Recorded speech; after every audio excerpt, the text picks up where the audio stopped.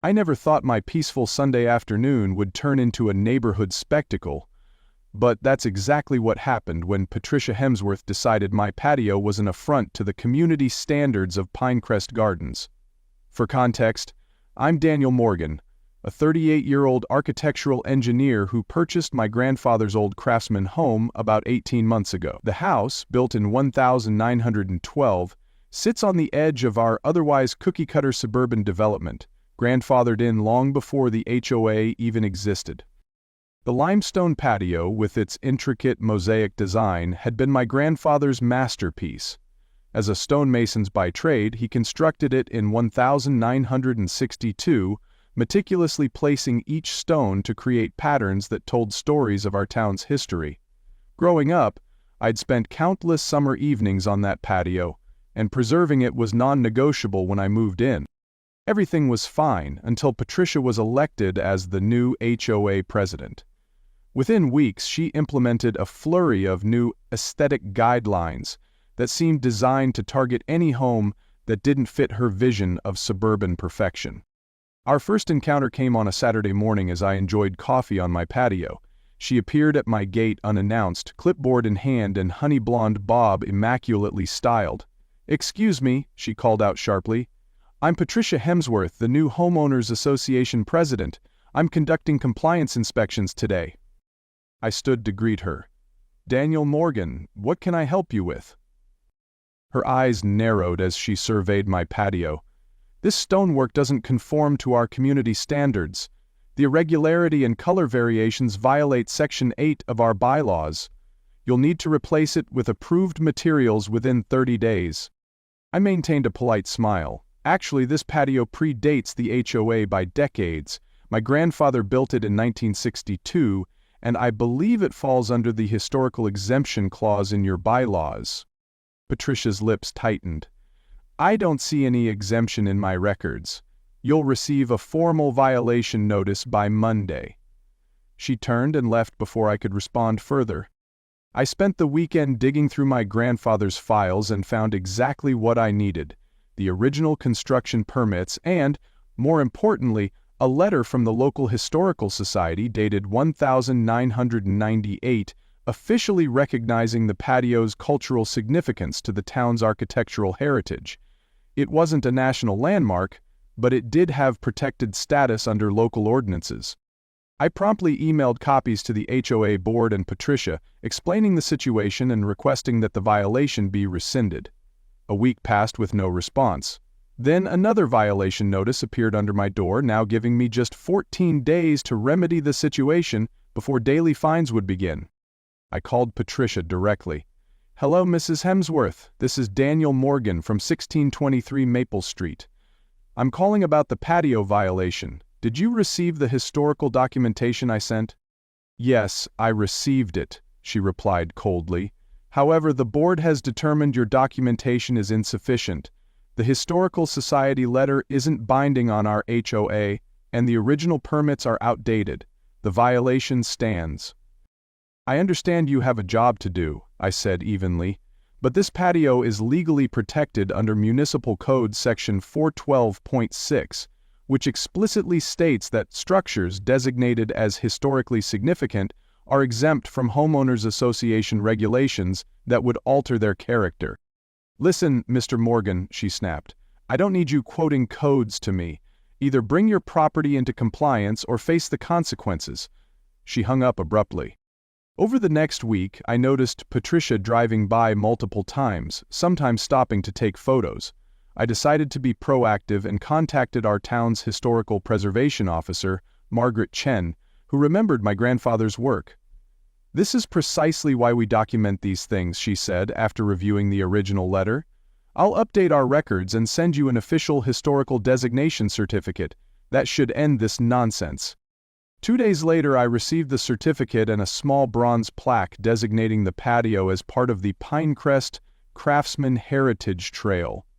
I installed the plaque immediately and sent a copy of the certificate to the entire HOA board, including a polite but firm note explaining that any attempt to force modifications would violate both town ordinances and state preservation laws. Instead of backing down, Patricia escalated. The next morning I woke to find workers outside my fence with Patricia directing them toward my patio. I rushed outside in my bathrobe. "Excuse me, what's going on here?" Patricia stood with her arms crossed. "Since you've refused to comply with HOA regulations, the board has approved emergency remediation. These gentlemen will be removing the non-compliant stonework and replacing it with approved pavers, at your expense." "You can't do that. This is private property, and this patio is a registered historical site." I pointed to the newly installed plaque. She waved dismissively. "Anyone can buy a plaque. Now please step aside or I'll be forced to call authorities." I turned to the workers directly. "Gentlemen, I need to inform you that demolishing this patio would violate Municipal Code 43.6. I have the official designation right here. If you proceed, you could be personally liable for damages to a protected historic site, with fines up to $20,000. The crew leader looked between us uncertainly. "Ma'am, we weren't told this was a protected site. We can't risk that kind of liability without proper clearance." Patricia's face flushed. "I am the clearance. As HOA president, I have full authority to enforce our community standards." Her voice had risen enough to attract neighbors, who began to gather at a distance. The crew leader shook his head. "Sorry, but we need actual permits for this. We'll have to postpone until this is sorted out." His team began packing up their equipment. Patricia turned on me, jabbing a finger. "You think you're so clever with your little historical plaque, but this isn't over. That eyesore is coming down one way or another." I remained calm, aware of our growing audience. "Patricia, I understand you have certain aesthetic preferences, but this patio is legally protected and part of this town's heritage. Perhaps we could discuss this more productively at the next board meeting." "There's nothing to discuss," she hissed, "and don't think I haven't noticed your other violations. Your fence is 2 inches above regulation height, your mailbox isn't the approved design, and those native plants aren't on the approved landscaping list." The following week was tense but quiet, though I noticed increased inspection activity around my home. Then, on Saturday, as I hosted friends for a barbecue, Patricia arrived with a uniformed security guard, the weekend patrol from the community pool. "Mr. Morgan," she announced loudly, "this is your final warning. The patio must be removed by Monday or we will take further action." I approached the fence. "Patricia, you've been informed multiple times that this patio is a registered historical site. Why are you continuing with this?" "Because historical designation or not, you still need HOA approval, which you don't have." "Actually," came a voice from behind me, "that's not accurate." My neighbor, Carlos, who served on the board, stepped forward with a tablet. "Our bylaws explicitly state that properties with historical designations are exempt from aesthetic compliance requirements, provided they maintain the historical elements in good repair, which Daniel clearly has." Patricia glared at Carlos.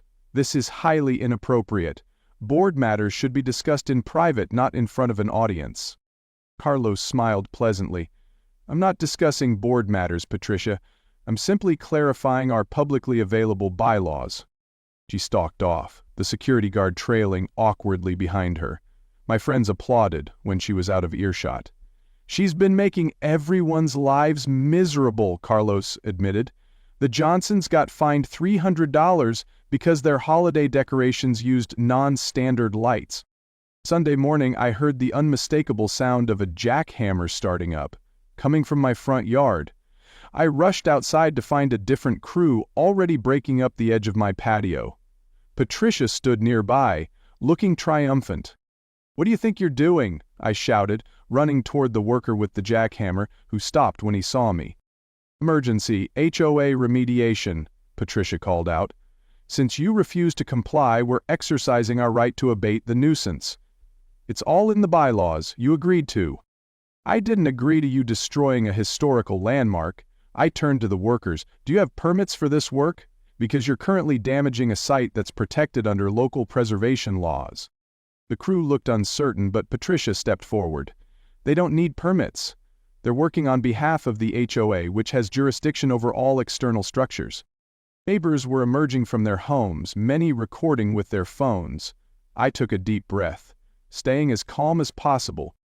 Patricia, you know the HOA doesn't supersede municipal law. What you're doing is illegal, and I'm asking these workers to stop immediately before they incur personal liability. The crew leader hesitated. Lady, you said this was all cleared and approved. We ain't getting mixed up in no legal trouble. Patricia's composure finally cracked. It is approved, by me.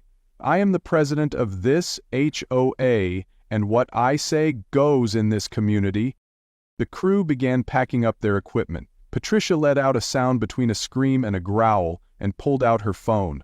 To my absolute astonishment, she dialed 911. Yes, hello. I need police assistance immediately, she said, trembling with rage. I'm at 1623 Maple Street, and I'm being threatened and obstructed while trying to carry out legal HOA business. She paused, listening. No, not physically threatened, but he's preventing necessary work and inciting others against me. About 15 minutes later, 2 police officers arrived. Patricia immediately rushed to them. Officers, this man is obstructing HOA business and has threatened legal action against contractors who are simply doing their job. I want him cited for harassment. Officer Ramirez looked from Patricia to me, then at the damaged section of patio. Sir, can you explain your side? I retrieved my documentation. Officers, this patio is a registered historical site under town ordinance. Mrs. Hemsworth has been trying to force me to remove it despite its protected status, and today she brought workers to demolish it without permits or my consent. Several neighbors witnessed and recorded everything. Officer Ramirez examined the documents. This appears to be in order.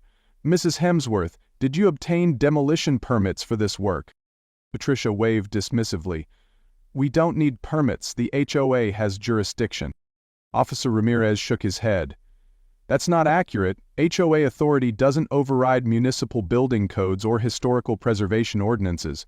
If this is a registered historical site, any modification would require proper permits from the town. Furthermore, added his partner, Officer Kim, initiating demolition without the homeowner's consent and without proper permits could constitute criminal damage to property. Patricia's face paled. That's ridiculous. I'm enforcing community standards everyone agreed to. May I see the specific bylaw that authorizes this action? Officer Ramirez asked. Patricia fumbled with her phone.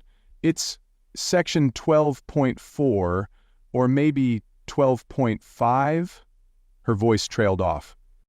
Carlos stepped forward again. Officers, as a board member, I can confirm our bylaws specifically exempt historically designated properties from certain requirements.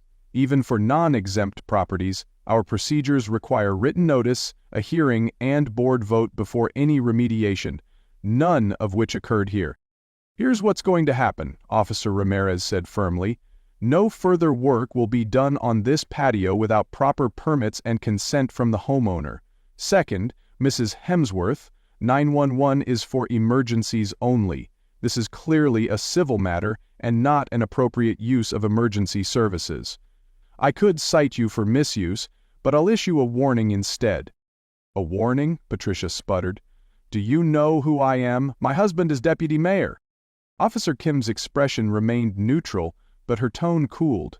Ma'am, are you suggesting that your connections should influence how we enforce the law?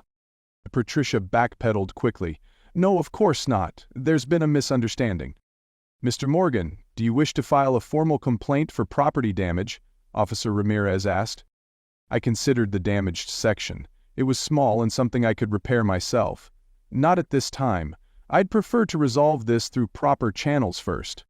Officer Kim nodded. Mrs. Hemsworth, I strongly advise you to consult with the town's legal department before taking any further action. Attempting to demolish a historically protected structure without permits could result in significant fines and personal liability. Patricia stood rigid, then turned and stormed off toward her house, leaving whispers among the gathered neighbors. As the police prepared to leave, Officer Ramirez suggested I install security cameras.